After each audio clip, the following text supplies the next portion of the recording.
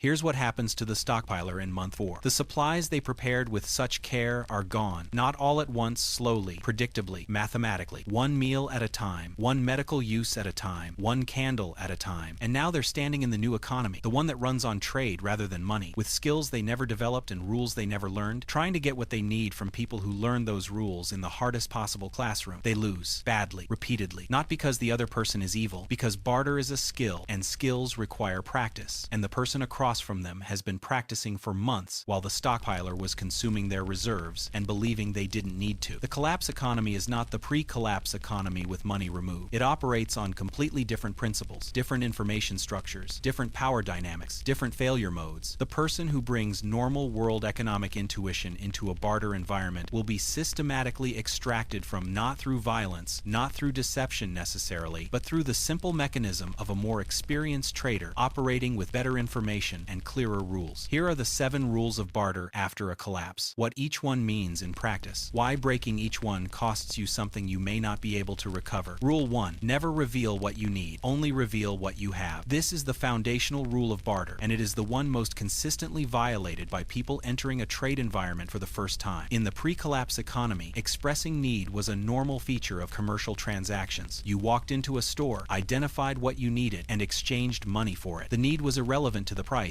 because prices were fixed by market mechanisms operating across thousands of transactions. In a barter economy with no fixed prices and no institutional enforcement, expressing need directly transfers pricing power to the person across from you. The moment you say, "I really need this," you have told them the maximum you will pay. Everything after that is them extracting as close to that maximum as possible. Your need is their leverage. Every piece of information you provide about how badly you want something is a negotiating concession made before the negotiation begins. The correct posture is the mirror image. You arrive knowing precisely what you need. You reveal only what you have to offer. You express interest without expressing urgency. You are always in the position of someone who could walk away, because the moment you can't walk away, you've already lost. This requires preparation before any trade interaction. Know your walk-away point before you begin. Know what you're offering and what its value is in the current environment. The person who arrives prepared trades successfully. The person who arrives desperate pays the desperation premium. Rule 2. Know what everything is worth before you trade it. In a functioning economy, price signals are ubiquitous and automatic. In a barter economy, price is determined individually in every transaction by the relative information positions of the two parties. The person with better information about value wins every time. The value structure of a collapse economy is not the pre-collapse economy repriced. It is a completely different hierarchy. The things that were cheap and abundant before sugar, salt, alcohol, matches, reading glasses, sewing needles, common medications become extraordinarily valuable because they're consumable, non-producible by most people, and universally needed. The things that were expensive before electronics, jewelry, luxury goods become relatively worthless because they solve no immediate survival problem. Developing accurate price knowledge requires active market intelligence before you trade. Talk to traders who operate across multiple exchange points. Observe what trades are completing and what offers are being refused. Understand the local production landscape, what's being produced in your area and what's scarce, because scarcity is the primary price driver. A medical skill is worth less in a community that already has 3 trained practitioners and worth more than almost anything else in a community that has none. The person who knows current values walks into every trade with an advantage that doesn't require negotiating skill to deploy. The person who guesses pays the cost of their ignorance in every transaction. Rule 3. Never complete a trade you can't walk away from. Every trade in a collapse barter environment involves 2 assessments happening simultaneously. The surface assessment is value exchange. The more important assessment is the security assessment. Who is this person? What do they now know about me? And what does completing this trade imply about future interactions? Maintaining genuine walk-away capacity requires 2 things. First, never allow any single resource to become so depleted that acquiring it becomes non-optional. The last of anything creates a vulnerability because the person who identifies your last of is now negotiating from your emergency. Second, develop alternative sources before you need them. Multiple traders for any critical resource category. The monopoly position extracts monopoly rents. You break the monopoly by building alternatives before you're desperate enough to need them. The rule has an extension most people don't anticipate. Never complete a trade at a location you can't safely leave. The trader who insists on completing the exchange inside their territory at a time of their choosing may be setting up something more serious than a negotiation. All trades happen in neutral space, at terms agreed in advance, with someone aware of your expected return time. Rule 4. Trade value, not scarcity. The instinct instinct in a collapse environment is to hoard the scarce things and trade the abundant things. Keep the antibiotics and trade the rice. This logic is correct in the short term and wrong in the medium term. Trading only abundant goods keeps you in the lowest tier of the barter economy, moving bulk commodities at thin margins because you never have anything that commands premium value. It also creates a structural vulnerability. Never trading anything scarce means never building the high-value relationships that provide access to things that can't be obtained any other way. The correct framework is trading to build position rather than trading to convert inventory. What do you have that someone with critical resources needs badly enough to trade those critical resources for? What can you produce or obtain that creates a consistent trade advantage rather than a one-time transaction? The person who can produce a thing reliably owns a trade position that appreciates over time as their reputation for consistent supply builds. The person who trades from stockpile owns a position that depletes as the stockpile runs out. Trade scarcity when it builds position. Build production capacity so you have ongoing scarcity to trade. The barter economy rewards producers who create ongoing value more than it rewards accumulators who convert stored value. Rule 5. Reputation is your credit rating. In the pre-collapse economy, credit was a financial instrument managed by institutions with enforcement capacity. In the barter economy, your reputation performs the same function, managed entirely by the collective memory of everyone you've ever traded with. A reputation for fair dealing compounds. It creates access to trade partners who won't engage with unknown or negative reputations. It generates information flow, other traders warning you about bad actors, alerting you to opportunities, including you in the informal intelligence network that determines who knows what. It creates a baseline of trust that reduces the transaction costs of every subsequent trade. A reputation for sharp dealing also compounds in the opposite direction. Exclusion from the network of functional traders. Hostile intelligence circulating about you. The barter environment turning actively extractive toward you in return. The rule has a specific implication for early trades. Take slightly worse terms than you could extract, not as charity as investment. The person who trades fairly when they had leverage to trade unfairly generates a reputation signal worth multiples of the value left on the table. Your reputation is the most durable asset you have in a barter economy. Unlike physical goods, it doesn't get consumed by use. Unlike a stockpile, it doesn't deplete with time. It appreciates with every confirming transaction and depreciates with every contradicting one. Manage it accordingly. Rule 6. Information is always part of the trade. Every barter transaction involves an explicit exchange and an implicit exchange running simultaneously. The explicit exchange is goods or services. The implicit exchange is information about you, your resources, your location, your needs that transfers to the person across from you regardless of whether you intended to transfer it. The trader who asked you 3 questions about what you have before revealing what they were offering extracted information before the negotiation began. The trader who asked where you were camping now knows your location. The trader who asked what you were looking for next time now knows your resource gaps. The rule is information parity. You should be gathering at least as much information as you're releasing in every trade interaction, where they're operating from, what they have available consistent, who they trade with, what routes they use. The person who treats trade interactions as information gathering opportunities, in addition to resource exchange opportunities, consistently builds better situational awareness than the person who treats them as purely transactional. Never answer questions about your resources, location, or group without asking questions in return. Information flows in both directions, or it doesn't flow from your direction at all. Rule 7. Never create dependency in either direction. The dependency trap operates symmetrically. Creating dependency in your trade partner feels like power. Being dependent on a single trade partner feels like security. Both are vulnerabilities, and they resolve in the same direction catastrophically when the relationship is disrupted. The trader who has made themselves your sole source of a critical resource owns your survival at the margin. They set terms. They determine availability. They can withdraw access when it serves their interests, and there's nothing you can do about it because you have no alternatives. The dependency you create in others is the mirror problem. The trade partner who depends entirely on you for something they can't obtain elsewhere becomes a threat the moment that dependency becomes inconvenient. Desperate people with no alternatives do not remain polite trade partners. They calculate whether there's a lower cost way to obtain what they need than continuing to meet your terms. The correct trade position is a distributed network of moderate dependencies, enough engagement with enough different trade partners that no single relationship is critical, and no single partner's dependence on you is severe enough to create desperation, connected to many, critical to none. This position builds slowly through consistent fair trading with multiple partners. It is not the most profitable position in any single transaction. It is the most resilient position across all of them. Here is the frame that runs through all 7 rules. The barter economy after a collapse is not a temporary inconvenience until the real economy returns. For many people, in many many historical collapses, it was the economy. The people who learned its rules early built positions that sustained them for the full duration. The people who learned them late or never were systematically extracted from by the people who did, not through violence. Through the simple operation of better information and clearer principles applied consistently. Know your walk-away point before you sit down. Know what everything is worth before you offer it. Know who you're trading with before you reveal anything. Trade to build position, not to convert inventory. Protect your reputation as your most valuable asset, because in this economy, it is. Treat every interaction as an information exchange as much as a goods exchange. Build distributed relationships rather than concentrated dependencies. The person who arrives at the barter table with these principles already installed doesn't need luck, they just need patience. The person who arrives without them needs a lot of luck, and luck in a collapse environment is the resource that runs out fastest.